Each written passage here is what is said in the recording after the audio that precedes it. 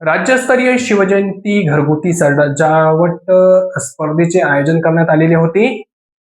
छत्रपतींच्या विचारांचा वारसा घराघरात पोहोचवण्याच्या उद्देशाने आयोजित राज्यस्तरीय घरगुती शिवजयंती सजावट स्पर्धेत यवतमाळ जिल्ह्यातील वेगाव येथील कौरासे परिवाराने घवघवीत यश संपादन केले.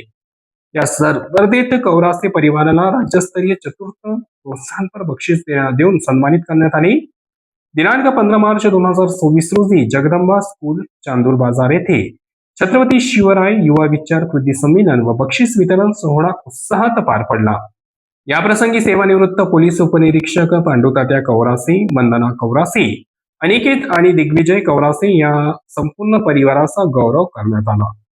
इतिहासांच्या वारसदारांच्या हस्ते हा सन्मान त्यांना देण्यात आला. विशेष म्हणजे स्वराज्य प्रेरक शहाजीराजे भोसले यांच्या दृष्टिपथातील स्वराज्य प्रत्यक्षात आणणारे आणि शिवछत्रपतींनी स्थापन केलेल्या स्वराज्याचे निष्ठावंत सेनापती कान्होबाजीराव नाईक जेधे यांचे वंशज शिवश्री डॉक्टर धनाजी नाईक जेधे, तसेच राजगडाचे वीर बाबाजी धुमाळ यांचे वंशज शिवश्री नानासाहेब धुमाळ यांच्या शुभ हस्ते कौरासे परिवाराला गौरवपत्र आणि सन्मानचिन्ह प्रदान करण्यात आले.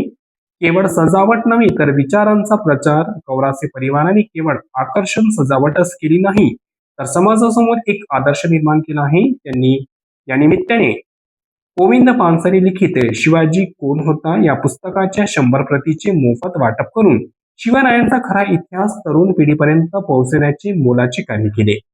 त्यांच्या या सामाजिक उपक्रमाची दखल मुख्य संयोजक डॉक्टर तुषार देशमुख यांनी घेतली.